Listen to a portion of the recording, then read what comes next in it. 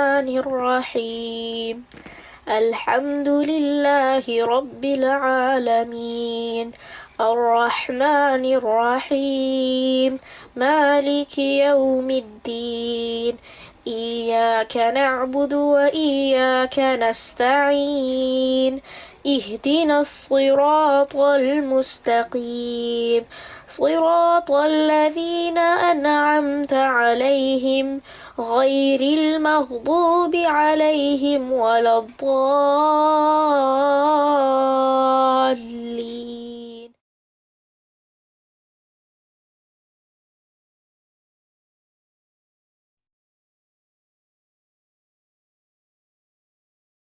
نحمده ونصلي على رسوله الكريم أما بعد فأعوذ بالله من الشيطان الرجيم بسم الله الرحمن الرحيم رب اشرح لي صدري ويسر لي أمري واحلل عقدة من لساني يفقهوا قولي ربنا زدنا علما اللهم فقهنا في الدين اللهم إنا نسألك علما نافعا وعملا متقبلا ورزقا طيبا اللهم انفعنا بما علمتنا وعلمنا ما ينفعنا وزدنا علما اللهم وفقنا لما تحب وترضى آمين. السلام علیکم ورحمۃ اللہ وبرکاتہ. مجھے امید ہے آپ سب خیر و عافیت سے ہوں گے. اللہ سبحانہ و تعالیٰ آپ سب کو اپنی عافیت میں رکھے، ایمان کے ساتھ اور بہترین عبادات کے ساتھ، آمین. ہم پہلے درود شریف پڑھیں گے. اللہم صلی علی محمد وعلی آل محمد کما صلیت علی ابراہیم وعلی آل ابراہیم انک حمید مجید. اللہم بارک علی محمد وعلی آل محمد کما بارکت علی ابراہیم وعلی آل ابراہیم انک حمید مجید. انشاءاللہ اپنی نیتوں کا جائزہ لیں گے. اللہم اجعل عملی کلہ صالحا واجعلہ لوجہک خالصا ولا تجعل لأحد فیہ شیئا. اب موو آن ہو جائیں گے اپنے تزکیے کی طرف. اور ہم نے لاسٹ کلاس میں جو چیز دیکھی تھی اب وہ کیا تھی کہ انسان کے وجود کے کئی پہلو ہیں نا، کئی ڈائمینشنز ہیں. ایک تو یہ کہ اللہ تعالیٰ نے انسان کو فطرت پہ پیدا کیا ہے، اور ہم نے فطرت پہ دیکھا تھا کہ انسان کی جو فطرت ہے وہ کیا ہے کہ انسان کے اندر توحید، اللہ کی پہچان رکھ دی گئی ہے نا. اور ہم نے اس کا ذکر ہم نے آپ سے کہا تھا نا کہ جب ہم پورا آدم علیہ السلام کی تخلیق کا قصہ پڑھتے ہیں تو بہت واضح آیات ہے نا کہ اللہ تعالیٰ نے انسان کے اندر بدی اور نیکی کی حس رکھ دی ہے. لیکن اس کے باوجود میں اور آپ اگر اپنی فطرت کو مسخ کر دیتے ہیں اور جسے کہا جائے اللہ کی نافرمانی کرتے ہیں تو یہ ہم اپنے ذات پر، اپنے نفس پر ظلم کرتے ہیں نا. اور یاد رکھیے جب میں اور آپ اپنی فطرت کو مسخ کرتے ہیں، کیونکہ فطرت کا تعلق کس سے؟ میری اور آپ کی روح سے ہے. تو ظاہر بات ہے جب فطرت کو مسخ کرتے ہیں تو روح کو نقصان دیتے ہیں، اور پھر روح کو جب زخم لگتا ہے تو آپ کو پتہ ہے کہ پھر وہ کس انداز سے، جسے کہا جائے لائک اس کو کیسی تکلیف ہوتی ہے نا. تو ان کو درست کرنا، ان کو ٹھیک کرنا، ان کو واپس لانا بہت اہم ہوتا ہے نا. کہ مراد یہ ہے کہ آپ کو پتہ ہے کہ روح کی حفاظت بہت ضروری ہے جو کہ فطرت ہے، یعنی فطرت کا تعلق روح سے، اور روح کا حسن کیا ہے؟ فطرت پر قائم رہنے سے. یاد رکھیے جو میں نے آپ کو لاسٹ کلاس میں بتائی تھی کہ روح کو جو سکون ملتا ہے اس دنیا میں نہیں. کیوں؟ کیونکہ وہ لوٹ کر کہاں جانا چاہتی ہے؟ واپس اللہ کی طرف جانا چاہتی ہے، رب کی طرف جانا چاہتی ہے. اس کا اس دنیا میں دل نہیں لگتا نا، وہ اللہ سے ملاقات کا شوق رکھتی ہے. تو لہٰذا میں اور آپ کیا کریں؟ میں اور آپ بھی بس اپنی ملاقات کے شوق کو لگا لیں کہ ہم سب کو جو کہ اللہ کی طرف جانا ہے، تو لہٰذا وہ اعمال کو کرنے کی توفیق مانگیں کہ جو اللہ کیا مجھے اور آپ کو سرخرو کر دے. اور ہم نے لاسٹ کلاس میں جو دیکھا تھا کہ فطرت پر جب زندگی گزرتی ہے تو آخرت میں پھر انسان کا جو نفس ہے وہ کتنا مطمئن رہتا ہے نا. اور اس کے بارے میں سورۃ الفجر کی آیات کو دیکھا تھا کہ کیسے پکار آتی ہے نا. اب ایک اور ڈائمنشن کی طرف چلیں گے. دوسری چیز جو ہوتی ہے وہ ہوتی ہے جبلت، انسٹنگ. انسان کی فطرت کی طرح اس کی جبلت بھی اللہ تعالیٰ نے بنائی ہے. کچھ افعال ایکشن ایسے ہیں جو انسان سیکھا سکھایا دنیا میں آتا ہے نا، کسی کے سکھانے کی ضرورت نہیں ہوتی. مثلا جیسے بچہ پیدا ہوتا ہے تو اس کو پتا ہوتا ہے کہ اس کو غذا کیسے حاصل کرنی ہے، اسی لیے تو وہ ماں کے جسم سے وہ اپنی غذا حاصل کر لیتا ہے. کوئی ٹریننگ لیتا ہے نہیں، اس کو پتا ہے کہ کیسے اپنی غذا کو ماں کے دودھ سے لینا ہے. پھر دیکھیے خوف کا احساس، یعنی بچے میں بھی خوف محسوس کرتے ہیں نا، ڈرتے ہیں بچے، چھوٹے چھوٹے بچوں کو دیکھے ایک دم سے چونک جاتے ہیں نا.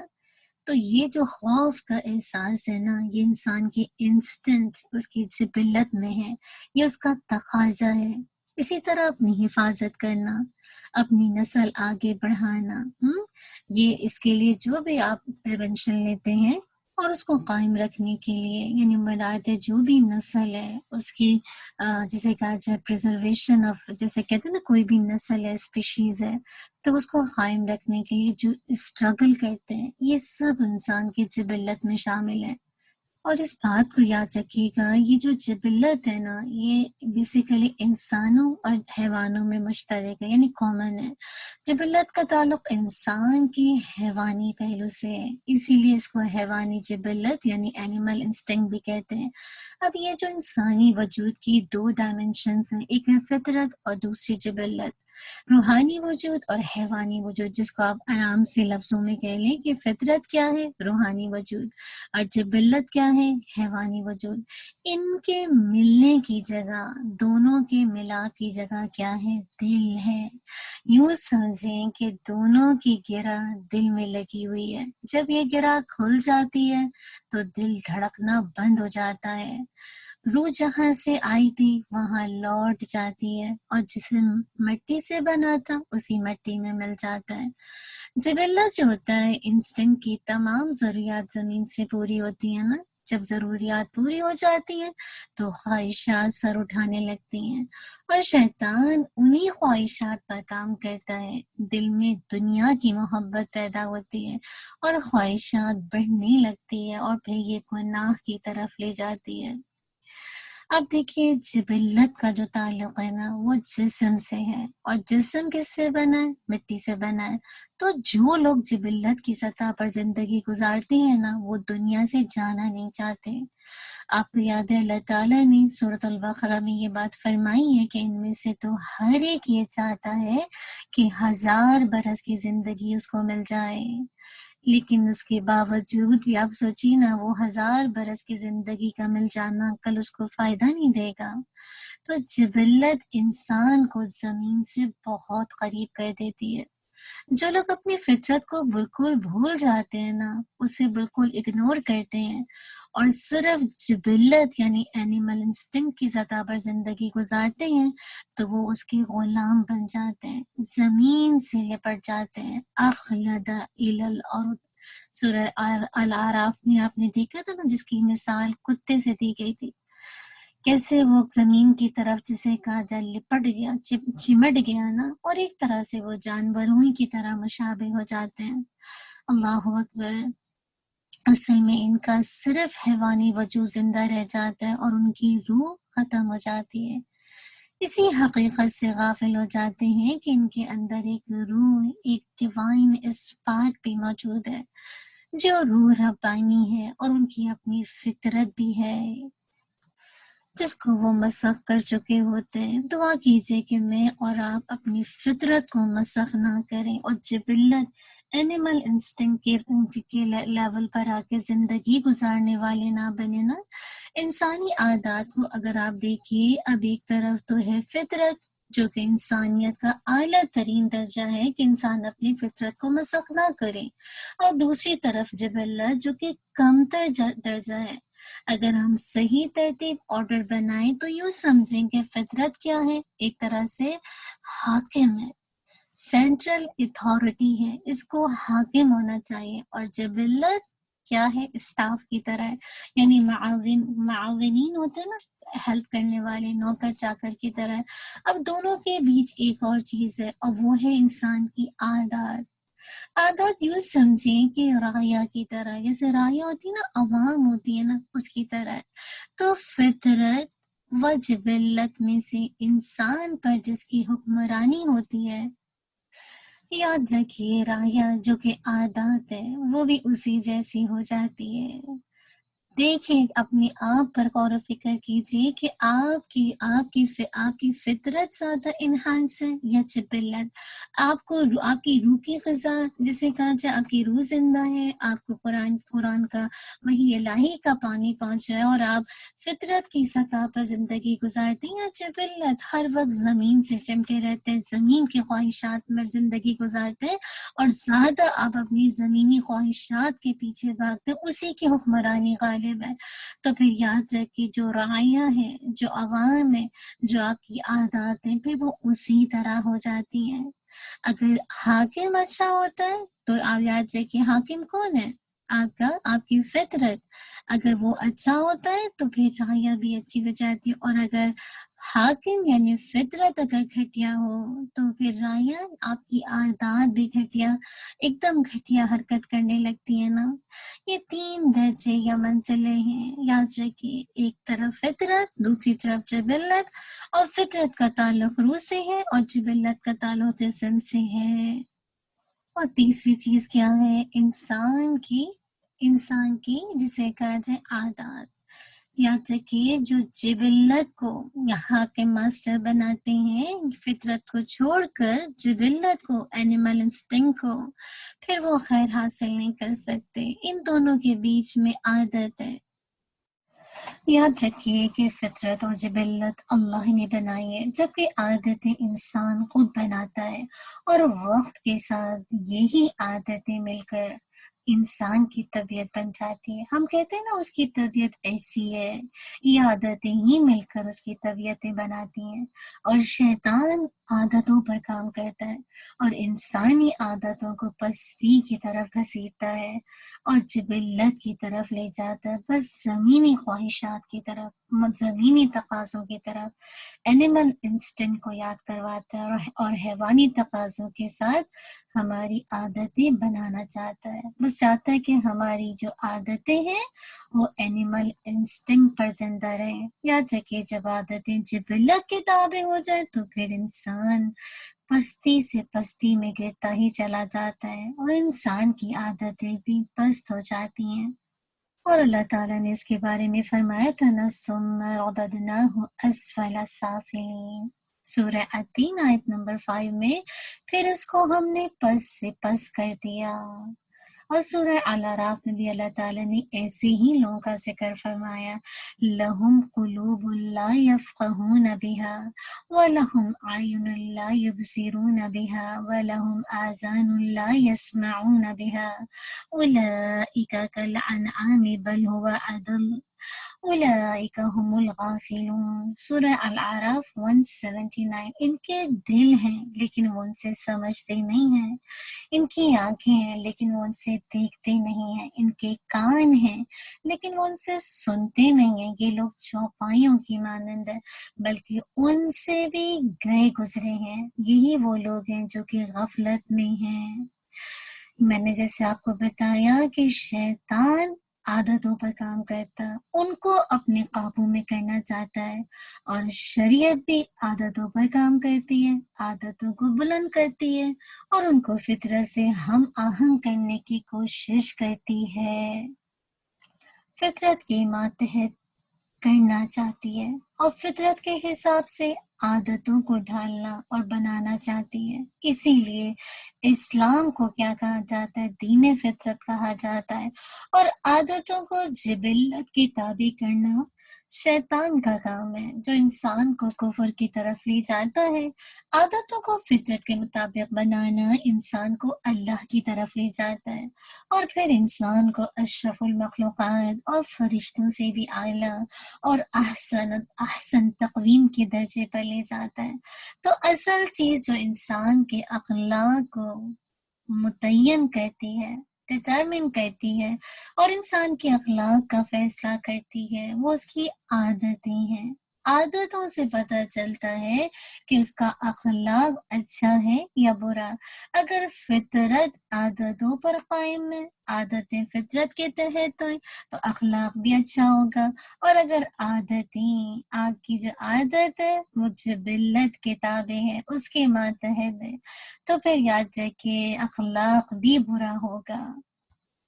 اور ایک اور بات یاد رکھیے کہ فطرت اور جبلت کے اندر جو کوالٹیز ہیں ان میں سے کوئی چیز بیکار نہیں ہے، اور نہ ہی اپنی ذات میں بری ہے۔ جو چیز جس مقصد کے لیے بنی ہے وہ اس کے لیے کام کر رہی ہے۔ جب وہ چیزیں اپنی جگہ سے ہٹ جائیں تو پھر وہ بیماری اور نقصان کا سبب بنتی ہیں۔ اور بیماری کے علاج کے لیے کس چیز کی ضرورت پڑتی ہے آپ بتائیے؟ علم کی۔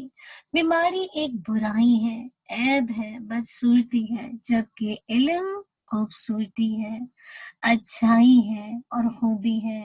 ہم کسی شخص کو اس وقت خوبصورت کہتے ہیں نا جب اس کی آنکھیں، اس کی ناک، اس کے ہونٹ وغیرہ آپس میں بیلنس ہو، یعنی متناسب ہو نا، تب ہم کہتے ہیں کہ یہ شکل بڑی خوبصورت ہے۔ جیسے ہوتا ہے نا بعض اوقات آپ کی آنکھیں بڑی بڑی ہیں تو ناک بھی اسی تناسب سے، آپ کے ہونٹ بھی ویسے ہی ہیں، اور بعض اوقات ہوتا ہے اس کے برعکس کمبینیشن بھی ہوتا ہے نا۔ تو بس وہی بات ہے کہ ہماری جو سوچ ہوتی ہے ہم اسی حساب سے اس کو خوبصورت کہتے ہیں۔ اسی طرح اگر کسی کو اندرونی خوبصورتی حاصل کرنی ہے، انٹرنل بیوٹی چاہیے، حسن اخلاق حاصل کرنا ہے، تو انسان کے اندر یاد رکھیے کہ باطنی طور پر 4 قوتوں کا متناسب یعنی پروپورشنیٹ اور معتدل ہونا ضروری ہے، یعنی ایک پروپورشن میں ہونا چاہیے اور بیلنس ہونا چاہیے ان 4 قوتوں کا، جس کو امام غزالی رحمہ اللہ نے جسے کہا جب مینشن کیا ہے۔ اور پہلی قوت کیا ہے؟ قوت علم، پاور آف دا نالج، اس کا بیلنس انسان کے اندر۔ دوسری کیا ہے قوت؟ قوت غضب، پاور آف پیشن۔ تیسری قوت کیا ہے؟ قوت شہوت، پاور آف ایپیٹائٹس۔ اینڈ چوتھی قوت کیا ہے؟ قوت عدل، پاور آف جسٹس۔ یاد رکھیے کہ جب ان قوتوں میں توازن ہوتا ہے، جسے کہا جب بیلنس ہوتا ہے، تو انسان کا اخلاق اعلیٰ ہوتا ہے۔ لیکن اگر یہی فورسز، یہی قوتیں غیر معتدل ہو جائیں، کسی ایک انتہا ایکسٹریم پر چلی جائیں، تو یہی اخلاقی بیماریوں کی شکل اختیار کر لیتی ہے۔ بالکل ویسے ہی نا کہ جس طرح جسمانی بیماری کا آغاز کیسے سٹارٹ ہوتا ہے، کیسے شروع ہوتا ہے آپ بتائیے؟ جسم کے اندرونی حصے سے ہوتا ہے نا، پھر اس کی علامت، پھر اس کے سمٹم جسے کہا جائے آپ کی باڈی پر نظر آتی ہیں۔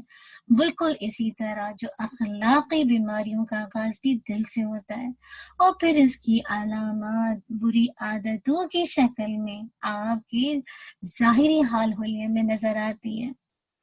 دل کو جسم اور روح دونوں لحاظ سے اہمیت حاصل ہے، یعنی دونوں کے لیے جو چیز اہم ہے، جبلت کے لیے بھی یعنی جو آپ کا جسم ہے اور آپ کی جو روح ہے، ان دونوں کے لیے جو دل ہے نا اس کی بڑی امپورٹنس ہے۔ آپ دیکھیں نا کہ مختلف زبانوں میں کسی کے رویے کو ظاہر کرنے کے لیے دل کا ذکر ضروری کیا جاتا ہے۔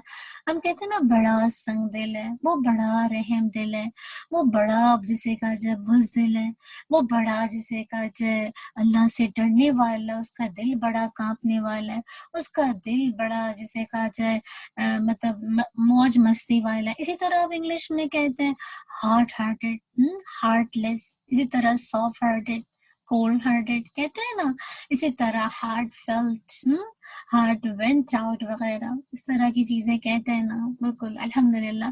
تو قرآن اور حدیث میں بھی دل کا بہت ذکر کیا گیا ہے۔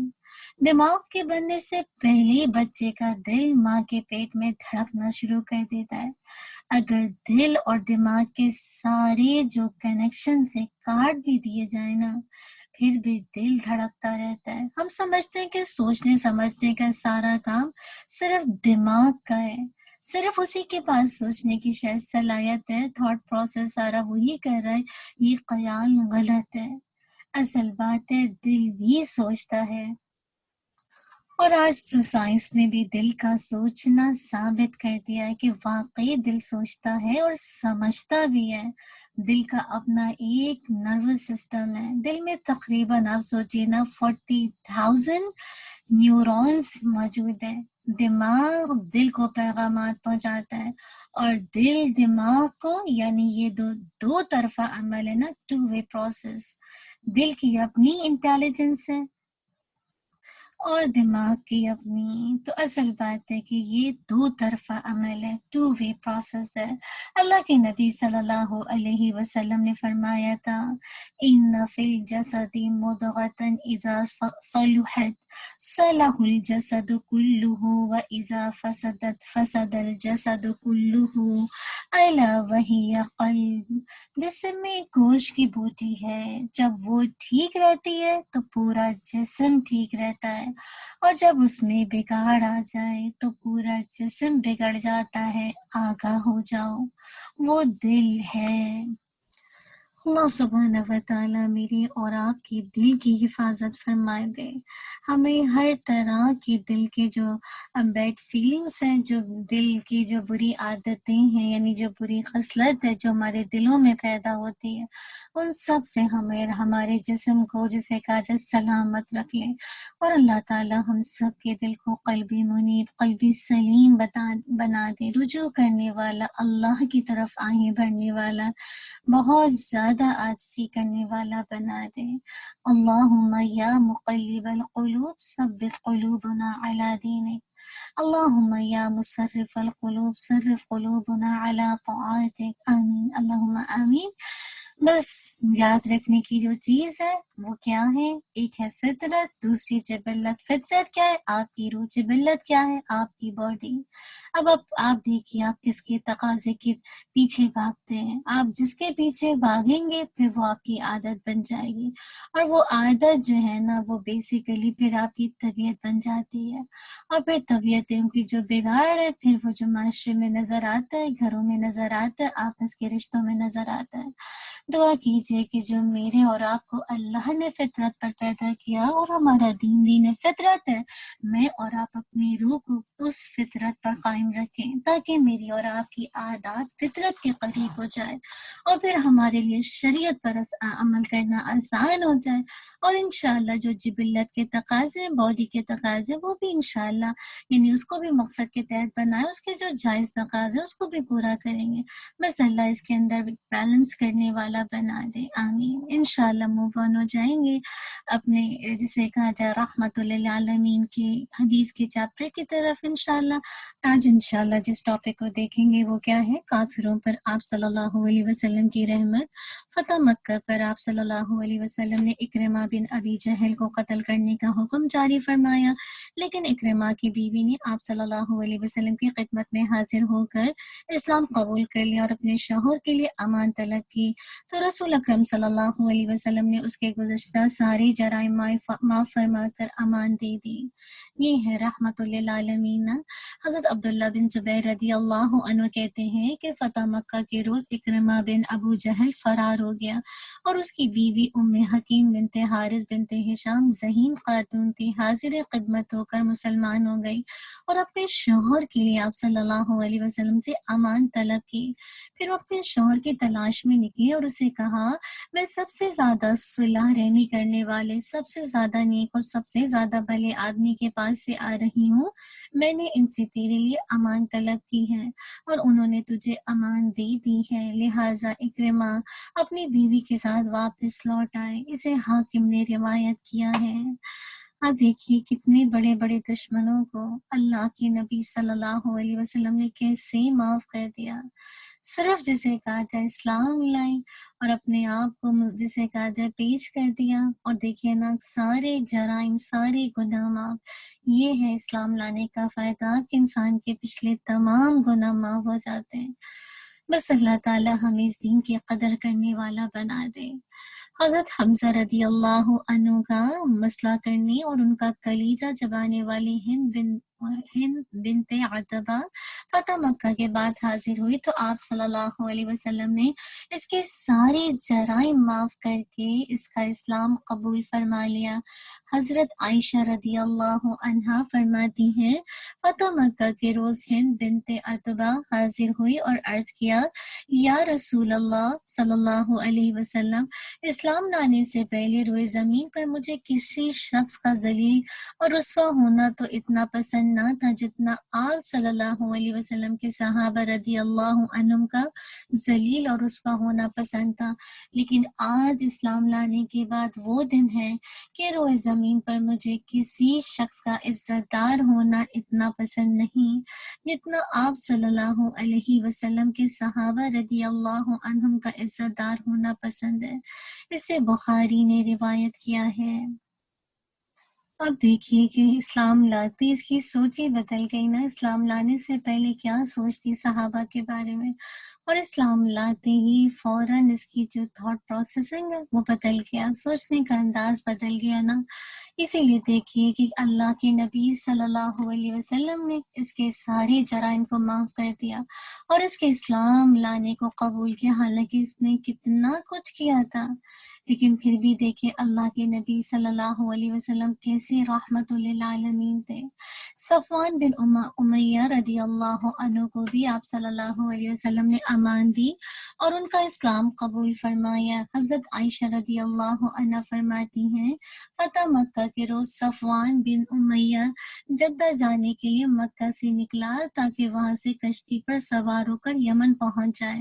عمیر بن وہب رضی اللہ عنہ حاضر خدمت ہوئے اور عرض کی اے اللہ کے نبی صلی اللہ علیہ وسلم، صفوان بن امیہ اپنے قبیلے کا سردار ہے اور آپ صلی اللہ علیہ وسلم کے ڈر سے بھاگ گیا ہے تاکہ اپنے آپ کو سمندر میں ڈبو دے۔ اے اللہ کے رسول صلی اللہ علیہ وسلم، اللہ آپ پر رحمت فرمائے، اسے امان دے دیجئے۔ آپ صلی اللہ علیہ وسلم نے ارشاد فرمایا اس کے لیے امان ہے۔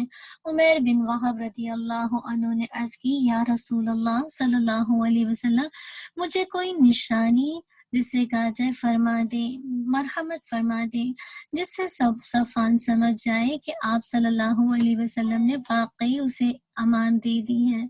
آپ صلی اللہ علیہ وسلم نے مکہ میں داخل ہوتے وقت پہنی ہوئی پگڑی اسے دے دی۔ عمیر بن وہب آپ صلی اللہ علیہ وسلم کی پگڑی لے کر صفوان کی تلاش میں نکلے، بالآخر صفوان کو تلاش کر لیا، وہ کشتی پر سوار ہونے والا تھا۔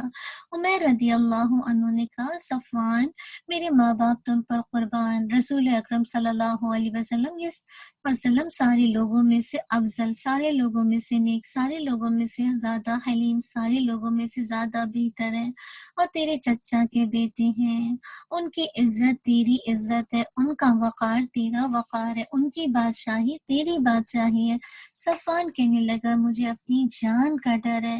حضرت عمیر رضی اللہ عنہ نے کہا وہ ان باتوں سے کہیں بڑھ کر اونچی شان اور عزت والے ہیں۔ چنانچہ صفوان حضرت عمیر رضی اللہ عنہ کے ساتھ واپس پلٹ آیا، رسول اللہ صلی اللہ علیہ وسلم کی خدمت میں حاضر ہوا اور عرض کی عمیر کہتا ہے کہ آپ نے مجھے امان دے دی ہے۔ آپ صلی اللہ علیہ وسلم نے ارشاد فرمایا ہاں، اس نے سچ کہا ہے۔ صفوان نے کہا اسلام لانے کے لیے مجھے 2 ماہ کی مہلت عنایت فرما دے۔ آپ صلی اللہ علیہ وسلم نے ارشاد فرمایا تجھے 4 ماہ کی مہلت ہے، یہ ہے رحمت للعالمین۔ ویسے اسے ابن کثیر نے البدایہ و نہایہ میں بیان کیا۔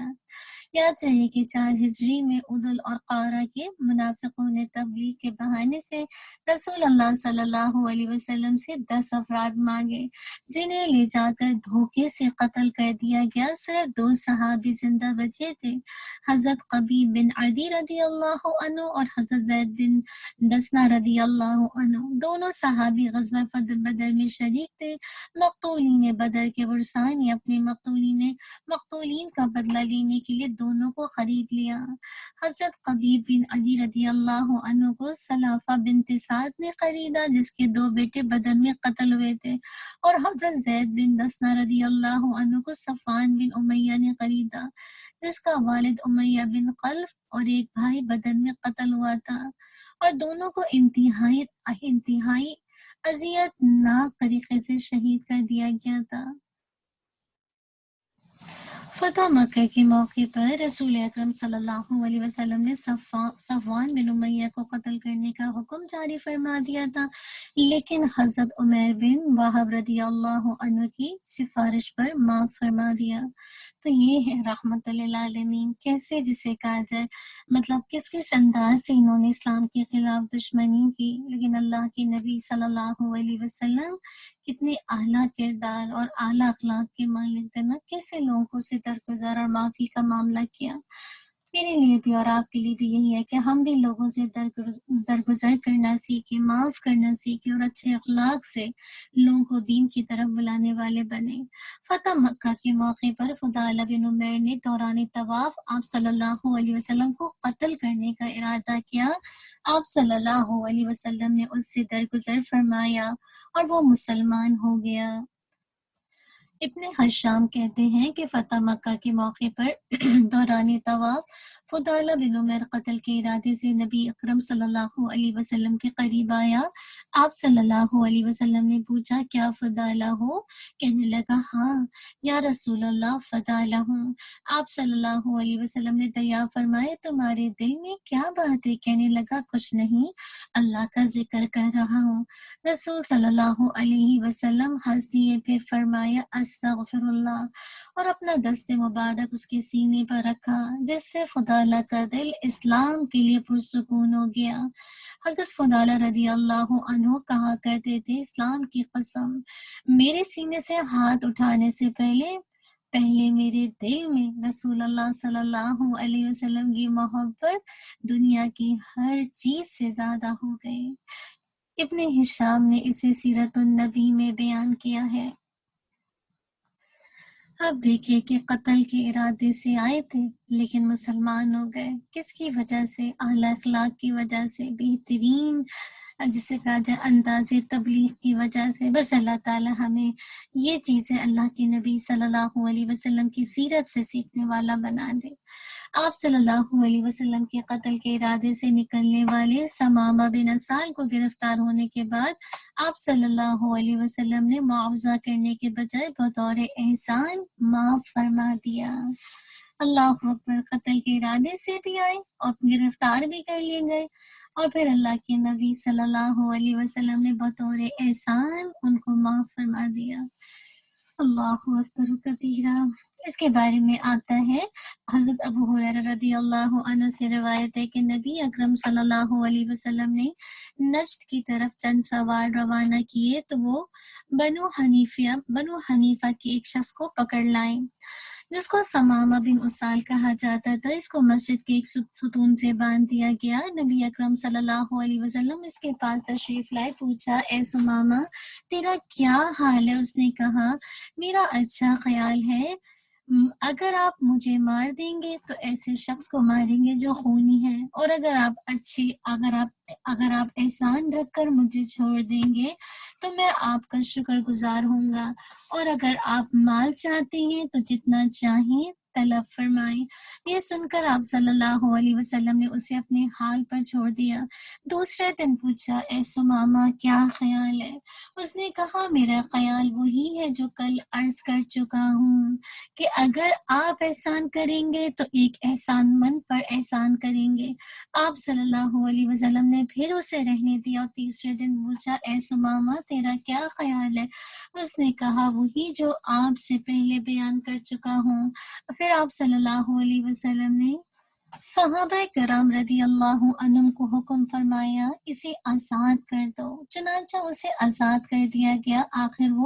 آخر وہ مسجد کے قریب ایک تالاب پر گیا، وہاں غسل کر کے مسجد میں آ گیا اور کہنے لگا میں گواہی دیتا ہوں کہ اللہ کے علاوہ کوئی سچا معبود نہیں، اور بے شک محمد صلی اللہ علیہ وسلم اللہ کی رسول ہے۔ اے محمد صلی اللہ علیہ وسلم، اللہ کی قسم اٹھا کر کہتا ہوں کہ مجھے روئے زمین پر آپ کے چہرے سے بڑھ کر کوئی اور چہرہ برا معلوم نہ ہوتا تھا، اور اب مجھے آپ کا چہرہ سب چہروں سے زیادہ محبوب ہے۔ اللہ کی قسم مجھے آپ کے دین سے بڑھ کر کوئی اور دین برا معلوم نہ ہوتا تھا، اور اب آپ صلی اللہ علیہ وسلم کا دین مجھے سب سے اچھا معلوم ہوتا ہے۔ اللہ کی قسم، میرے نزدیک آپ کے شہر سے زیادہ کوئی شہر برا نہ تھا، اور اب آپ کا شہر مجھے سب شہروں سے زیادہ محبوب ہے۔ آپ کے سواروں نے مجھے اس وقت گرفتار کیا جب میں عمرے کی نیت سے جا رہا تھا۔ رسول اللہ صلی اللہ علیہ وسلم نے اسے مبارکباد دی، نیز اسے عمرہ کرنے کا حکم دیا۔ چنانچہ جب وہ عمرہ کرنے مکہ آیا تو کسی نے اس سے کہا، تو بے دین ہو گیا ہے؟ اس نے کہا، نہیں، بلکہ میں محمد صلی اللہ علیہ وسلم کے حال پر مسلمان ہو گیا ہوں۔ اللہ کی قسم، اب رسول اللہ صلی اللہ علیہ وسلم کی اجازت کے بغیر تمہارے پاس یمامہ سے گندم کا ایک دانہ بھی نہیں آئے گا۔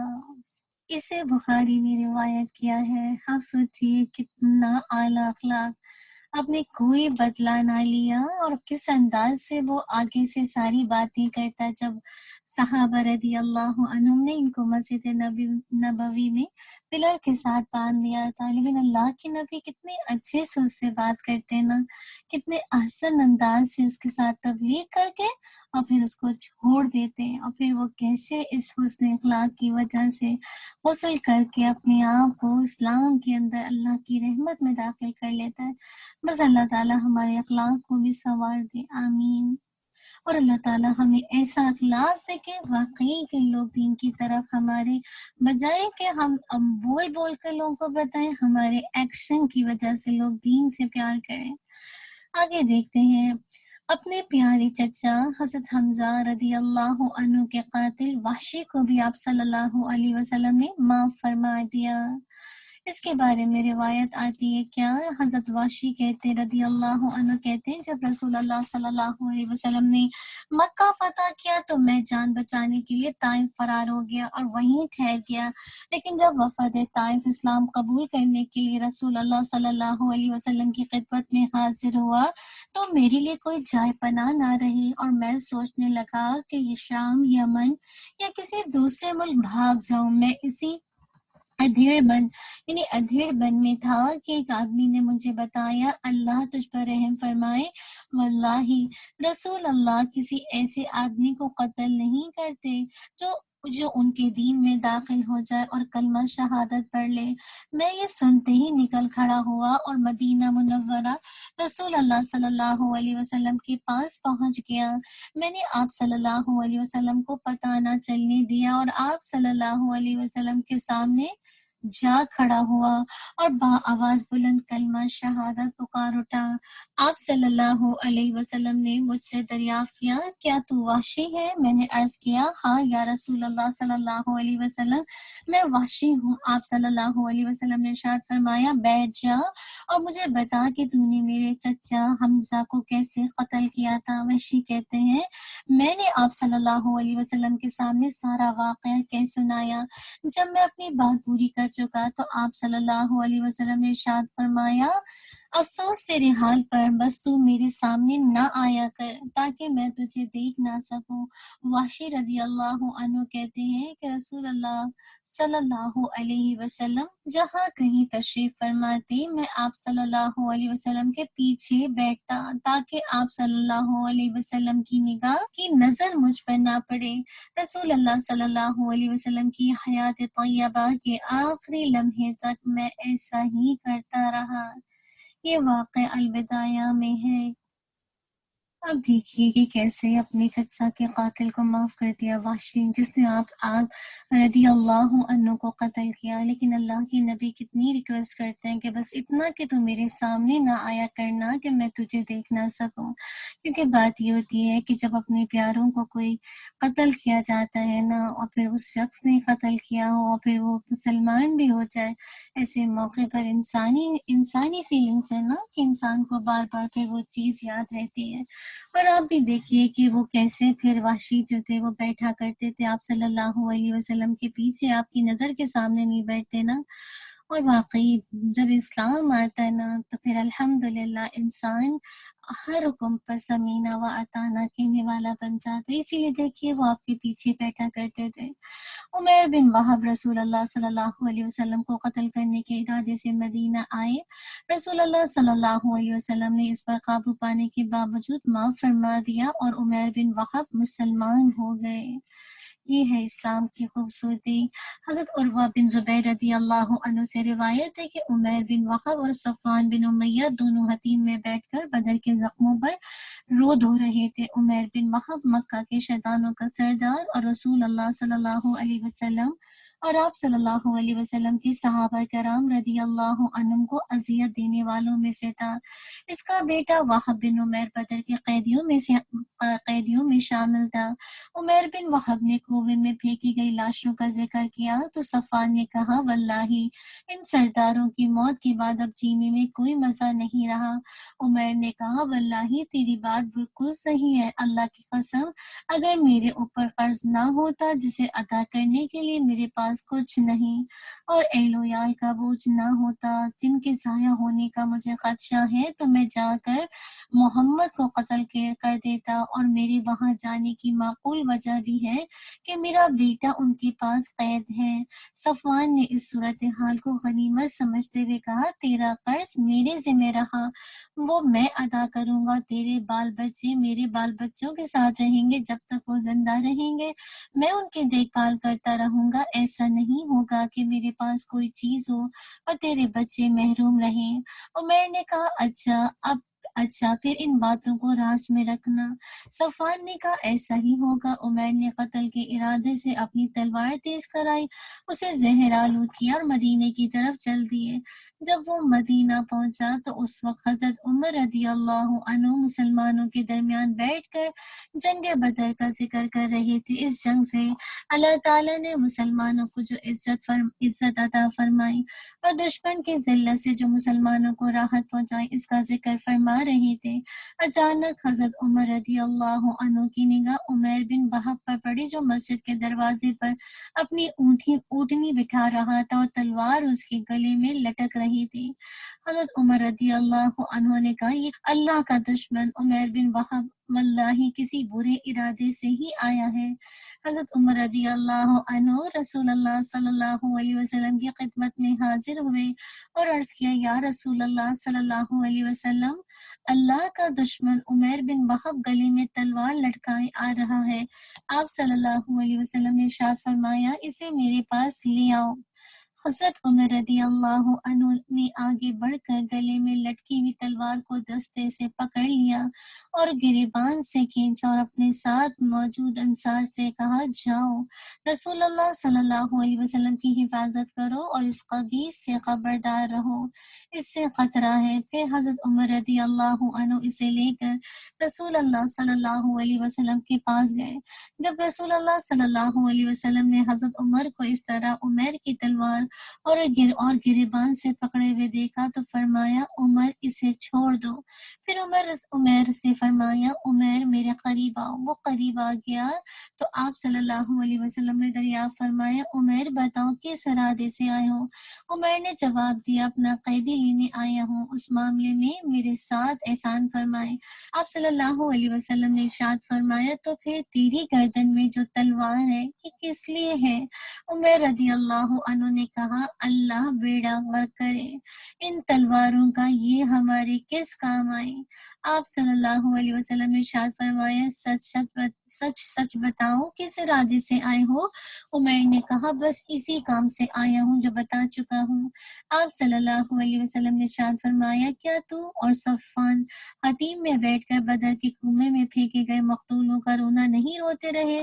پھر تم نے یہ نہیں کہا کہ اگر میرے اوپر قرض نہ ہوتا اور مجھ پر اہل و عیال کا بوجھ نہ ہوتا تو میں جا کر محمد کو قتل کرتا اور پھر صفوان نے تیرا قرض اور بال بچوں کا بوجھ اپنے ذمہ نہیں لیا تاکہ تو مجھے قتل کر سکے۔ یاد رکھو میرے اور تیرے درمیان اللہ کی ذات حائل ہے۔ اس پر عمر نے کہا میں گواہی دیتا ہوں کہ آپ اللہ کے رسول ہیں۔ یا رسول اللہ صلی اللہ علیہ وسلم، آپ ہمیں جو آسمان کی خبریں بتاتے تھے اور جو وہی آپ پر نازل ہوتی تھی ہم اسے جھٹلا دیا کرتے تھے، لیکن یہ گفتگو تو ایسا معاملہ ہے کہ میرے اور صفوان کے علاوہ کوئی اور موجود ہی نہ تھا۔ واللہ اب مجھے یقین ہو گیا ہے کہ اللہ کے علاوہ یہ خبر آپ کو کسی نے نہیں دی۔ بس اللہ کا شکر ہے جس نے مجھے اسلام کی ہدایت دی اور مجھے اس جگہ لے آیا۔ دیکھیے کس کا شکر ادا کر رہے ہیں، اللہ کا شکر۔ پھر اس نے کلمہ حق کی شہادت دی۔ رسول اللہ صلی اللہ علیہ وسلم نے صحابہ کرام رضی اللہ عنہم سے کہا اپنے بھائی کو دین سمجھاؤ، قرآن پڑھاؤ اور اس کا قید ہی چھوڑ دو۔ صحابہ کرام رضی اللہ عنہم نے آپ صلی اللہ علیہ وسلم کے حکم کی تعمیل کی۔ اسے ابن حشام نے بیان کیا ہے کیسے اللہ تعالیٰ نے وحی کے ذریعے اللہ کے نبی صلی اللہ علیہ وسلم کو سب کچھ بتا دیا جو کہ وہ چھپا رہے تھے، اور پھر کیسے جب حقیقت ظاہر ہو گئی تو کتنے وثوق سے کہتے میرے اور صفوان کے علاوہ کوئی اور موجود نہیں تھا۔ واللہ مجھے اب یقین ہو گیا کہ اللہ کے علاوہ یہ خبر آپ کو کوئی نہیں دیتا۔ اور پھر اللہ کا شکر ادا کرتے ہیں کہ جس نے انہیں اسلام کی طرف ہدایت دی اور انہیں اس جگہ لے آیا۔ اصل بات ہے کہ مجھے اور آپ کو بھی اگر آج میں اور آپ اللہ کی باتیں پڑھتے پڑھاتے نا تو اس پر اللہ کا شکر ہے جو مجھے اور آپ کو ہدایت کی طرف لے کر آ گیا۔ خوب اللہ کی بڑائی بیان کیا کیجیے اس نعمت پر، اس نعمت ہدایت پر، اس قرآن کی نعمت پر، اور اللہ تعالیٰ مجھے اور آپ کو ایسا کرنے والا بنا دے۔ عرب کا مشہور شاعر کعب بن ظہیر آپ صلی اللہ علیہ وسلم کی حجب کرتا تھا۔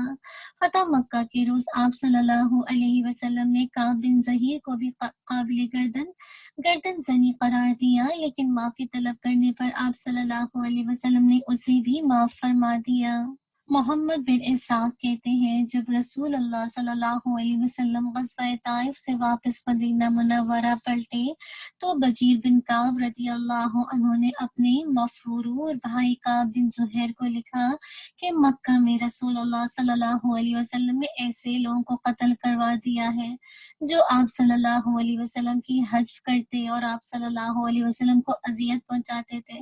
قریش کے جو باقی شعراء تھے مثلاً زبارہ اور حبیرہ بن ابی وہب وغیرہ ادھر ادھر بھاگ نکلے، لہٰذا تم اگر اپنی جان بچانا چاہتے ہو تو بھاگ کر رسول اللہ صلی اللہ علیہ وسلم کے پاس پہنچ جاؤ، کیونکہ جو بھی تائب ہو کر آپ صلی اللہ علیہ وسلم کی خدمت میں حاضر ہوتا ہے آپ صلی اللہ علیہ وسلم اسے قتل نہیں کرواتے، اور اگر تم ایسا نہیں کرنا چاہتے تو پھر جہاں کہیں بھاگ سکتے ہو بھاگ جاؤ۔ لیکن ہے یہ مشکل۔ جب کعب بن زہیر کو یہ خط ملا تو اسے زمین تنگ محسوس ہونے لگی اور جان کا خوف لاحق ہو گیا، اور اس کے دوستوں نے اسے یہ کہہ کر اور بھی خوف زدہ کر دیا کہ اب تو قتل ہی ہوگا۔ جب کعب نے کوئی راستہ نہ پایا تو آپ صلی اللہ علیہ وسلم کے خوف سے قصیدہ لکھنا شروع کر دیا۔ بالآخر وہ گھر سے نکلا اور مدینہ منورہ پہنچا، جہاں جوہینہ قبیلے کا ایک شناسہ کے ہاں آ کر قیام کیا۔ صبح کے وقت کعب اپنی میزبان کے ساتھ رسول اللہ صلی اللہ علیہ وسلم کے پاس پہنچا، لوگوں کے ساتھ نماز ادا کی۔ فراغت کے بعد کعب کے میزبان نے رسول اللہ صلی اللہ علیہ وسلم کی طرف اشارہ کرتے ہوئے کہا یہ ہے رسول اللہ صلی اللہ علیہ وسلم، ان کے پاس جاؤ اور امن طلب کرو۔ کعب اٹھا اور جا کر اپنا ہاتھ نبی صلی اللہ علیہ وسلم کے ہاتھ میں دے دیا۔ رسول اللہ صلی اللہ علیہ وسلم کعب کو پہچانتے نہیں تھے۔ کعب کہنے لگا یا رسول اللہ صلی اللہ علیہ وسلم، اگر کعب آپ کی خدمت میں تائب اور مسلمان ہو کر حاضر ہو اور امن طلب کرے تو کیا آپ اس کی توبہ اور اسلام قبول کر لیں گے؟ اور اگر میں اسے اپنے ساتھ لے آؤں تو؟ رسول اللہ صلی اللہ علیہ وسلم نے فرمایا ہاں۔ کعب نے عرض کیا یا رسول اللہ صلی اللہ علیہ وسلم، کعب بن زہیر تو میں ہی ہوں۔ یہ سن کر انصار میں سے ایک آدمی لبکا اور عرض کی، یا رسول اللہ صلی اللہ علیہ وسلم، یہ اللہ کا دشمن ہے، مجھے اجازت دیجیے کہ اس کی گردن اڑا دوں۔ رسول اللہ صلی اللہ علیہ وسلم نے ارشاد فرمایا، چھوڑو، یہ تائب ہو کر اور گزشتہ باتوں کو چھوڑ کر آیا ہے۔ اسے طبرانی نے روایت کیا ہے۔ اب دیکھیے کہ اللہ کے نبی ان کو نہیں پہچانتے تھے، لیکن اس کے باوجود جب انہوں نے اپنے بارے میں انٹروڈیوس کیا اور اپنے اسلام کو ظاہر کیا اور طائب ہونے کو ظاہر کیا، تو کس چیز کو اللہ کے نبی نے ترجیح دی؟ حالانکہ صحابہ آپ کو قتل کے لیے، مرنے کے لیے لگتے، کیونکہ وہ اللہ کا دشمن تھا۔ لیکن بات ہے کہ جو انسان توبہ کرتا ہے، طائب ہو کر لوٹتا ہے اور اسلام کو اپنا اسے کا دین بناتا ہے، مذہب بناتا ہے، تو پھر اسی انداز سے دیکھیے کیسے معاملہ ہوا نا کہ اللہ کے نبی نے اس کو معاف کر دیا۔ فتح مکہ کے موقع پر دو مجرموں کو حضرت علی رضی اللہ عنہ قتل کرنا چاہتے تھے، لیکن ان کی بہن ام ہانی رضی اللہ عنہا نے انہیں پناہ دے دی۔ انہوں نے ان دونوں مجرموں کو بھی معاف فرما دیا۔ حضرت ام ہانی رضی اللہ عنہما کہتی ہیں، جب رسول اللہ صلی اللہ علیہ وسلم نے بالائی مکہ میں نزول فرمایا تو دو آدمی بھاگے میرے گھر آئے۔ میرا بھائی علی بن ابی طالب رسول رضی اللہ عنہ بھی ان کے پیچھے تھا، کہنے لگا، واللہ میں ان دونوں مشرکوں کو قتل کر دوں گا۔ میں نے دونوں آدمیوں کو گھر کے ایک کمرے میں بند کر دیا، رسول اللہ صلی اللہ علیہ وسلم کی خدمت میں حاضر ہوئی، جہاں آپ صلی اللہ علیہ وسلم قیام فرماتے۔ آپ صلی اللہ علیہ وسلم نے مجھے دیکھ کر فرمایا، ام ہانی خوش آمدید، مرحبا، کیسے آئی ہو؟ میں نے آپ صلی اللہ علیہ وسلم کو دو آدمیوں کے بارے میں آگاہ کیا اور حضرت علی رضی اللہ عنہ کے ارادہ قتل کے بارے میں بھی بتایا۔ آپ صلی اللہ علیہ وسلم نے ارشاد فرمایا، جسے تو نے پناہ دی اسے ہم نے پناہ دی، اور جسے تو نے امن دیا اسے ہم نے امن دیا۔ علی سے کہہ دو انہیں قتل نہ کریں۔ یہ واقعہ ابن ہشام نے بیان کیا ہے۔ اب دیکھیے کہ کیسے اللہ کے نبی صلی اللہ علیہ وسلم نے ام ہانی کی جو امان کو ایکسیپٹ کر لیا نا، کہ جس کو ام ہانی نے جسے کہا جائے امان دیا، تو اس کو اللہ کے نبی صلی اللہ علیہ وسلم نے بھی چھوڑ دیا۔ تو اصل بات ہے کہ اللہ کے نبی صلی اللہ علیہ وسلم نے جس انداز سے دین کو پرچار کیا، جس انداز سے دین کو پھیلایا، رہتی دنیا تک ایسی مثال نہیں مل سکتی۔ اسی وجہ سے دیکھیں اسلام کتنا تیزی سے پھیلا اور کیسے لوگ دوغ در جوق اسلام کی طرف آنے لگے نا۔ بس اللہ تعالی ہمیں بھی ایسی حکمت عملی عطا کر دے، آمین۔ انشاءاللہ موون ہو جائیں گے ہم ان اعمال کی طرف جو مجھے اور آپ کو جنت میں لے جانے کا سبب بنیں گے۔ اور آج کا جو ہمارا جسے کہا جائے اعمال ہے، وہ کیا؟ مصیبت کے وقت انا للہ و انا الیہ راجعون پڑھنا۔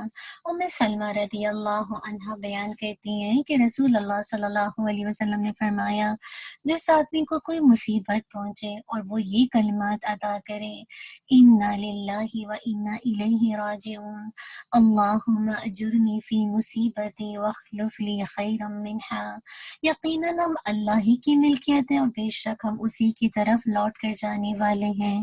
اے اللہ، مجھے میری مصیبت میں اجر دے اور مجھے اس کے بدلے میں اس سے بہتر چیز عطا فرما۔ تو اللہ تعالیٰ اس کی مصیبت میں اس کو اجر دے گا اور اس کو اس سے بہتر چیز عطا فرمائے گا۔ تو بات یہ کہ جو کوئی الحمدللہ مصیبت کے آنے پر یہ کلمہ پڑھ لے تو انشاءاللہ اللہ تعالیٰ اس سے بہتر چیز اس کو عطا کر دیتے ہیں۔ سبحان اللہ۔ اور یہ ایک مومن کا رویہ ہوتا ہے نا، جو اس کو جنت کے راستے پر لے جانے والا ہوتا ہے۔ مومن کہتا ہے نا کہ جب اس کو مصیبت پہنچتی ہے تو قالوا انا للہ و انا الیہ راجعون۔ تو میرے اور آپ کے لیے بھی کیا ہے، جب کبھی کوئی تکلیف، کوئی مصیبت، کوئی پریشانی لاحق ہو جائے، فوراً اس کو پکڑیے، اللہ تعالیٰ اس کے بدلے میں آپ کو اس سے بہتر چیز دیں گے انشاءاللہ۔ اور پھر اس طرح سے سنت پر جب عمل کریں گے تو انشاءاللہ بہتر جگہ اللہ کی رحمت میں جائیں گے، انشاءاللہ اللہ کی رحمت سے۔ اسی طرح دیکھیے کہ شہید خون کا پہلا قطرہ گرنے کے ساتھ ہی جنت دیکھ لیتا ہے۔ عبادہ بن ثابت رضی اللہ عنہ سے مروی ہے کہ نبی کریم صلی اللہ علیہ وسلم نے فرمایا، اللہ کے پاس شہید کے لیے 7 انعامات ہیں۔ خون کے پہلے قطرے کے ساتھ ہی اس کی مغفرت ہو جاتی ہے اور اسے جنت میں اس کا ٹھکانہ دکھا دیا جاتا ہے۔ انس بن مالک رضی اللہ عنہ سے مروی ہے کہ نبی اکرم صلی اللہ علیہ وسلم نے فرمایا، کوئی آدمی بھی جنت میں داخل ہونے کے بعد یہ پسند نہیں کرے گا کہ وہ دنیا میں واپس آ جائے، خواہ اسے ساری دنیا مل جائے، مگر شہید اپنی عزت و اکرام دیکھ کر یہ خواہش کرے گا کہ وہ دنیا میں واپس جائے اور 10 مرتبہ اور شہید ہو۔ اصل بات ہے جو خوشخبری ہے نا مغفرت و جنت کی، وہ اتنی خوبصورت ہے کہ دل چاہے گا کہ بار بار شہید ہو اور بار بار یہ عزت و اکرام ملے۔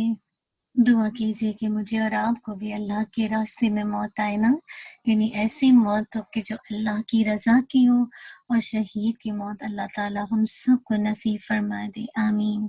پھر اگلے کون لوگ ہیں؟ جو 7 قسم کے لوگ جو کہ عرش کے سائے میں ہوں گے۔ اللہ کے نبی صلی اللہ علیہ وسلم نے فرمایا، 7 قسم کے لوگوں کو اللہ تعالیٰ اپنے عرش کے سائے میں رکھے گا جیسے اس کے سوا اور کوئی سایہ نہیں ہوگا۔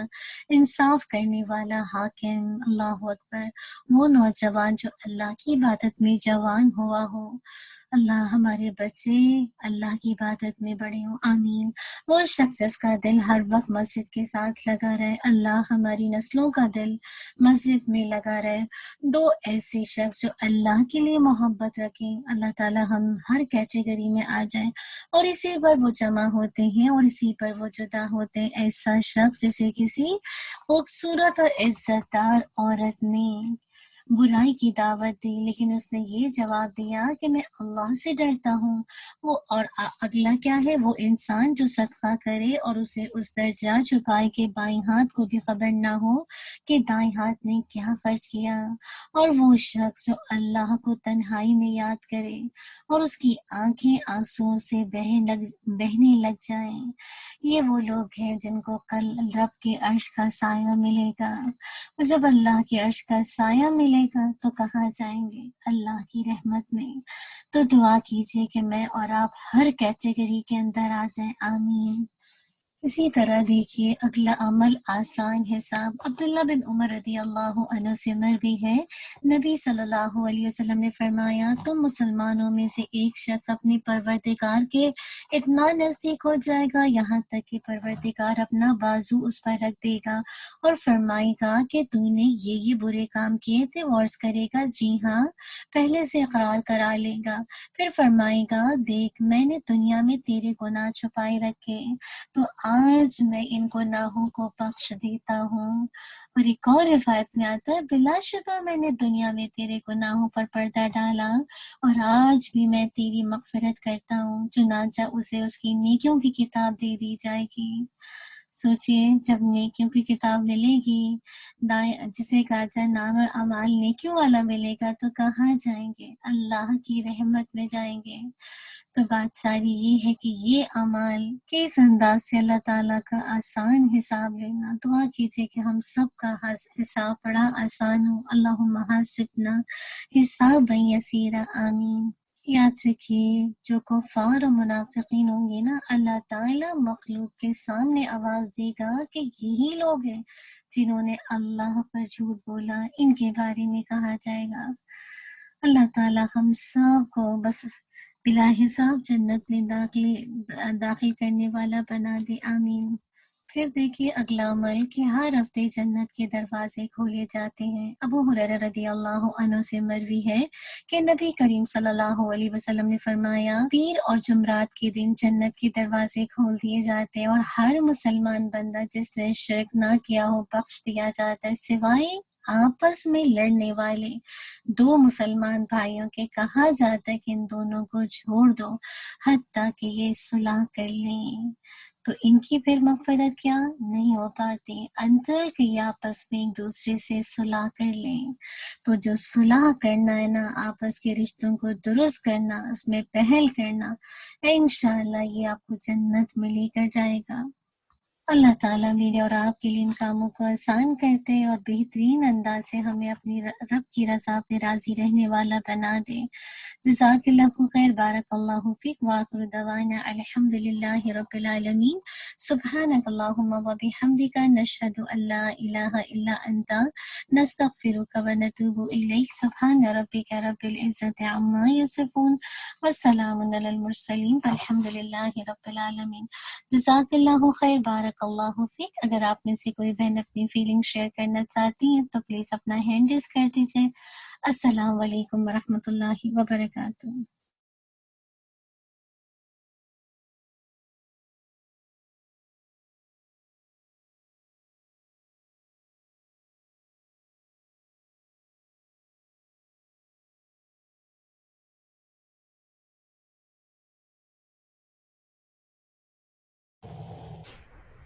چلیے جزاک اللہ خیر کثیرا. مجھے امید ہے کہ آج کا لیسن آپ کو اچھا لگا ہوگا. انشاءاللہ اس میں بھی آپ لے لیجیے. پھر مجھے ایک اناؤنسمنٹ کرنی تھی. انشاءاللہ پہلے آپ لے لیجیے. جی السلام علیکم ورحمۃ اللہ وبرکاتہ. وعلیکم السلام جی میرا شروع کا 10 منٹ کا مس ہو گیا ہے تو وہ پارٹ تزکیے کا مجھے بہت مجھے اس سے فائدہ ہوتا ہے تو میں ریکارڈنگ سے سنوں گی. لیکن جو میں نے سنا جتنا پارٹ اس سے مجھے مطلب بہت اچھا ریمائنڈر ملا کہ اصل میں دل ہمارا سوچتا ہے نا، جی اور دل ہی میں سارے خیالات اور وسوسے اور سب چیزیں دل ہی میں آتی ہیں. اور وہ جو اگزامپلس تھیں کہ ہارٹ کی، کہ جس طرح اردو میں بھی انگلش میں بھی ہم ہارٹ ہی کی ساری چیزیں بولتے ہیں نا، تو مطلب کنیکشن کافی اچھا جو ہے وہ سمجھ میں آیا نا. اور جو نبی صلی اللہ علیہ وسلم کا اخلاق میں دیکھ رہی تھی تو میں یہ سوچ رہی تھی کہ جہاں کہیں پہ بھی دشمن جو جن کو قتل کرنے کا حکم دیا یا جو آئے اور جو صحابہ جو ہے انہوں نے بتایا نبی صلی اللہ علیہ وسلم کو آ کے، تو انہوں نے ایک لفظ مجھے کامن لگا کہ اللہ کا دشمن. جیسے وہ اصل دشمنی تھی وہ اللہ کے ساتھ تھی نا ان کی. جیسے وہ یہ نہیں کہہ رہے کہ رسول صلی اللہ علیہ وسلم آپ کے دشمن آئے، بلکہ وہ کہہ رہے ہیں اللہ کے دشمن آئے. تو جیسے صحابہ اس کو اللہ کے دشمن کہتے تھے نا، تو اس سے مجھے یہ بات سمجھ میں آئی کہ جو ان کی اصل دشمنی تھی وہ لا الہ الا اللہ سے ہی تھی نا. تو بس اور اللہ تعالیٰ ہمیں واقعی ایسا اتنا اچھا اخلاق عطا کر دے جیسے نبی صلی اللہ علیہ وسلم کا تھا. اتنی حکمت ان کے اندر تھی کہ کس طرح وہ بلاتے تھے لوگوں کو، اور ہمیں تو سمجھ ہی نہیں آتا کہ ہم کیسے بلائیں نا، مطلب واقعی نہیں سمجھ آتا. اور سم ٹائمز یہ ہوتا ہے کہ آپ کسی کو میسج دیں کچھ تو لوگ جو ہے وہ اس کو مطلب یہ کہ سمجھ نہیں آتا کہ وہ کہ مطلب ہم نے صحیح بھی دیا ہے کہ صحیح نہیں دیا ہے. پرسنل لنک تو ہمارا شامل نہیں ہو گیا ہے، جی پرسنل تو نہیں ہو گئے ہیں، کیونکہ اگر ہم کسی کو بلیم کر رہے ہیں یا پرسنل ہو رہے ہیں تو وہ میسج پھر تھرو نہیں ہوتا نا. تو وہ مطلب وتواصوا بالحق وتواصوا بالصبر یہ اچھا خاصا مشکل کام ہے. جیسے ایک کلاس سیٹنگ کے اندر بیٹھ کے پڑھنا تو الگ بات ہے، لیکن یہ ہے کہ جیسے اگر آپ کو کسی کو میسج دینا ہے، جیسے کسی فیملی ممبر کو ہی میسج دینا ہے، تو اگر آپ جنرل بھی میسج دے رہے ہیں تو مطلب پتہ نہیں چلتا کہ آپ صحیح بھی کر رہے ہیں کہ نہیں کر رہے ہیں نا. تو بس اللہ تعالیٰ حکمت دے اور ہمیں اپنے جذبات کو الگ کر کے جیسے بہت اچھے طریقے سے میسج دینا سکھا دینا. تو بس اللہ تعالیٰ جس طرح آپ ہمیں پڑھاتی ہیں، اللہ تعالیٰ واقعی ہمیں بھی مطلب اتنی ہی شیریں لہجہ عطا کر دے اپنی بات کہنے کا نا. مجھے لگتا ہے کہ ہر ایک کا وہ الگ ہوتا ہے نا، جیسے عمر رضی اللہ عنہ بھی ڈفرینٹ تھے اور ابو بکر بھی ڈفرینٹ تھے، لیکن اللہ تعالیٰ نے دونوں کو چوز کیا نا. تو میں سوچتی ہوں کہ بس جو ہے وہ واقعی اللہ تعالیٰ بس ہمیں چن لے اور ہمیں صحیح بات پہنچانے کی اخلاق کے ساتھ توفیق دے دینا، کیونکہ مجھے لگتا ہے کہ ساری سیریز جو ہم کر رہے ہیں وہ اخلاق پہ ہی بیس کرتی ہے نا.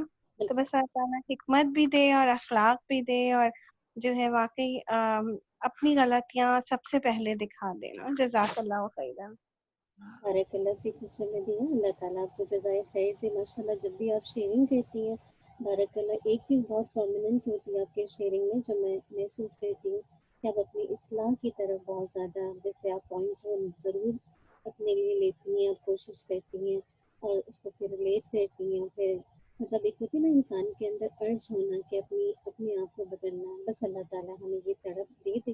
اور جیسے ایک دعا بھی کرتے ہیں لیکن اس کے باوجود انسان ہے، خلق الانسان ضعیفا، انسان کمزور ہے. بس اللہ تعالیٰ ہمیں اپنی عادتوں کو ٹھیک کرنے والا بنا دے، نہ ایسی عادتیں ہو جائیں کہ زمین کی طرف ہی چمٹ جائیں. اور الحمدللہ بس فطرت پہ رہیں گے تو انشاءاللہ ہر چیز بیلنس رہے گی. سسٹر عافیہ آپ لے لیجیے. عافیہ آپ لے لیجیے. السلام علیکم ورحمۃ اللہ وبرکاتہ. وعلیکم السلام ورحمۃ اللہ وبرکاتہ. آپ نے جو تزکیے کے پوائنٹ میں فطرت اور جبلت کو ڈسکرائب کیا ہے وہ ایک بہت امیزنگ پوائنٹ تھا، جو کہ واقعی میں آج سے پہلے میں نے کبھی اس چیز مطلب ایک لاشعوری طور پہ تو ایک چیز ہوتی ہے، لیکن ایک شعوری طور پہ اس کو سمجھنا بہت مشکل ہوتا ہے. بعض چیزوں کو بعض دفعہ آپ کو نہیں سمجھ میں آ رہا ہوتا ہے. اور ٹو بی ویری آنیسٹ کہ شروع میں مجھے واقعی میں جو نا یہ سارے الفاظ سمجھ میں نہیں آ رہے تھے، لیکن جب آہستہ آہستہ جب ایکسپلینیشن ہوتی گئی تو سمجھ میں آتا گیا کہ واقعی میں کہ یہ فطرت اور جبلت ہر انسان کے سامنے رکھی ہوئی ہے. انسان باقاعدہ اس کو اپنے نیکڈ آئی سے دیکھ رہا ہے، لیکن صرف سمجھنے والے دل کی ضرورت ہے. تو الحمدللہ انشاءاللہ اللہ تعالیٰ سے دعا ہے کہ ہمیں فطرت اور جبلت کے درمیان انصاف کرنے والا بنائے.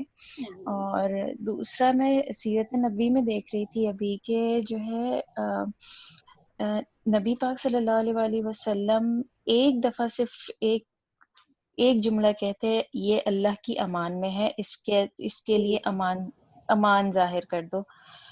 کسی ایک صحابی کا بھی کہیں پہ کوئی ذکر نہیں ہے کہ جس نے اٹھ کر بولا کہ نہیں ہم تو نہیں کریں گے، یا اس نے ہمارے گھر والوں کا قتل کیا، ہمارے چیزوں کو اس نے جو ہے رسوا کیا، ہماری مورل ویلیوز کو رسوا کیا.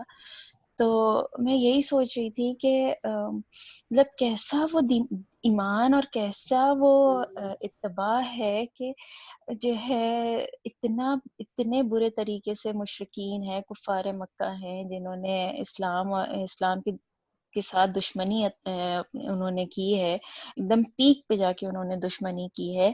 جیسے کہ ہند کا واقعہ تھا، ابن ہشام کا واقعہ تھا کہ حضرت حمزہ کے ساتھ انہوں نے کیسے کیا، پھر اور دوسرے صحابہ کرام کے عزیز و اقارب کے ساتھ کیسے کیا. ان کے جو وہ تھے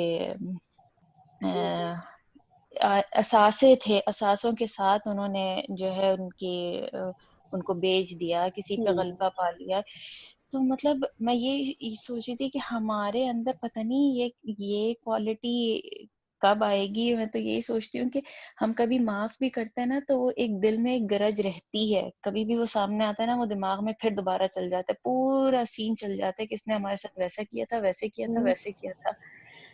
مطلب وہ چیز دل سے نکل نہیں پاتی ہے. تو اس کا مجھے واقعی میں سسٹر فاطمہ بتائیے کہ یہ چیز کیسے آئے ہمارے اندر کہ ہم سرے سے وہ چیز بھلا دیں اور بالکل مٹا دیں اس چیز کو، کیونکہ واقعی میں یہ چیز رہ جاتی ہے. اپنے ایون میں یہ بولوں گی کہ شروع میں جب کبھی ہسبینڈس وغیرہ سے شادی کے شروع میں کھٹ پٹ ہوتی ہے، ہر ایک کے ساتھ یہ ہوتا ہے، لیکن وہ ایک چیز رہ جاتی ہے دل میں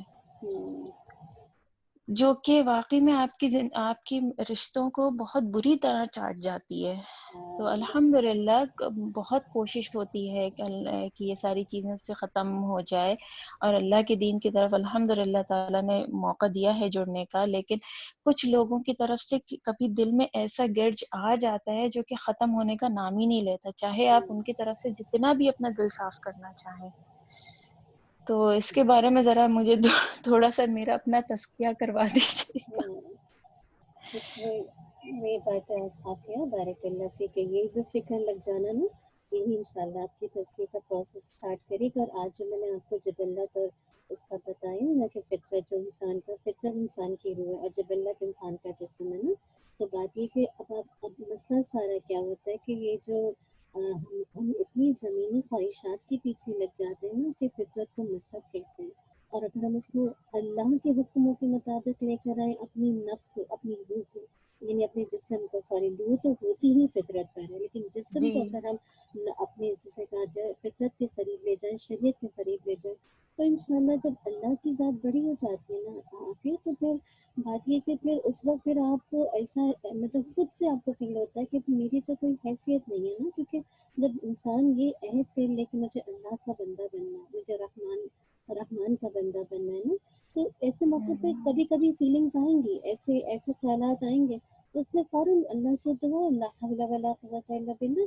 اور بات یہ کہ جو جن کے جیسے جن کے ٹارگیٹس بڑے ہوتے ہیں نا، تو جب خیال بھی آتے ہیں، کیونکہ خیال تو 24 آور آئے گا مستقل لوگوں کی طرف سے، جی جو ایسے موقع پر جو کرنے کا کام ہے بس فوکس کریں، ایسے موقع پر اللہ سے ہی مدد مانگی جا سکتی ہے۔ اور یہ تسکیہ کو بار بار اس کو دیکھتے رہیں کہ میں کس لیے، مطلب جو میرا پرپز آف لائف ہے، اللہ نے جو میری جبلت اور میرا فطرت بنائی ہے، تو میں تو فطرت پہ جا کے مرنا چاہوں گی نا، جس پہ اللہ نے جی مجھے اللہ کو پیدا کیا۔ انشاءاللہ تو انشاءاللہ پھر دیکھیے گا کہ آہستہ آہستہ آئیں گی، کہ وہی بات ہے، ہر انسان میں ساری تو برائی نہیں ہوتی، جیسے ہم نے جیسے لاسٹ ٹائم سسٹر مدیہ اس بات کو کہہ رہی تھی نا کہ ہم وہی بات ہے کہ اپنے آپ کو رکھ لیں، تو ہمیں بھی تو کئی برائی نہ ہو سکتا ہے کہ میں اپنی جان کی صحیح کر رہی ہوں، لیکن جو میرے ساتھ رہنے والا اس کو مجھ سے کتنی شکایتیں ہونا ہو سکتا ہے نا، کیونکہ جی ہر انسان۔ اور یہی کل میں نے آپ کو سورہ تغابن کی آیت کا ریفرنس دیا تھا، 3 ورڈ ہیں، وہ اس کو یاد کر لیں ان رشتوں میں، اسپیشلی گھر کے رشتوں میں، کیونکہ ان کے ساتھ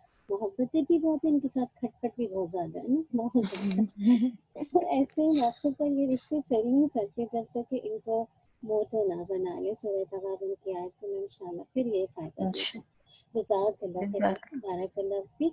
بس آپ سے ایک چھوٹی سی اناؤنسمنٹ کرنی تھی، کل انشاءاللہ ہماری لاسٹ کلاس ہوگی، دوسری یہ کہ آج میں نے آپ کو یہ بتانا تھا، آپ کی اپنی مرضی ہے، آپ آئیں یا نہ آئیں، بس میں یہ اناؤنسمنٹ کر رہی تھی کہ انشاءاللہ آج میرا بیٹا تراویح پڑھا رہا تھا، بارک اللہ فیک، آج ختم قرآن ہے، تو میں اسلام کی وجہ پہ سرچ کر رہی تھی کہ کیا اس کی کیا حیثیت ہے نا، کیونکہ اس میں اینڈ میں دعا ہوتی ہے نا، تو میں نے انشاءاللہ زوم پہ اپنے بیک ٹو ہوم کو لینا ہے، میرا ارادہ ہے، اگر آپ میں سے جو بہنیں بھی اس میں دعا میں شریک ہونا چاہتی ہیں تو اسلام کی وجہ پہ فتویٰ موجود تھا، اس لیے میں آپ کو یہ میسج دے رہی ہوں۔ میں نے اور یاد رکھے کہ جو سنت طریقہ ہے وہ نماز کے اندر ہی دعا ہوگی نا، یعنی آپ کو پتہ ہے اگر آپ حرم میں بھی دیکھتے ہیں نا، تو آپ کو پتہ ہے کہ جو لاسٹ آپ کی رکعت ہوتی ہے نا، کوئی بھی کسی بھی نماز کی لاسٹ رکعت کے اندر رکوع سے اٹھنے کے بعد انشاءاللہ دعا ہوگی، تو صرف میں جو 2 لاسٹ کی وہ ہے رکعت ہے اس کو لائیو لے لوں گی بیک ٹو ہوم کے لیے، جو اپنی بہنیں میری چاہ رہی ہیں، تو انشاءاللہ اگر آپ میں سے کوئی بھی لائیو جیسے دعا میں شریک ہونا چاہتا ہے، کیونکہ جو علماء جس چیز کی اجازت دیتے ہیں کہ لائیو ہو رہا ہو، ریکارڈیڈ نہیں ہونا، تو اس میں جتنے لوگ بھی آمین کہتے ہیں تو وہ اس کا حصہ بن جاتے ہیں نا، تو نیکی کے کام میں ایک دوسرے کو مطلب ان کو آفر دینی چاہیے نا، ان کو بلانا چاہیے، اگر یہ ایک اچھا کام ہے، اور آپ کو پتہ ہے قرآن کی مجلس کے بعد دعا قبول ہوتی ہے، تو انشاءاللہ صرف میں آپ لوگوں کو میسج کر دوں گی، اگر آپ مجھے جو بھی زوم پہ جوائن کرنا چاہتا ہے لائیو لاسٹ کی 2 رکعت کی تراویح اور دعا کی،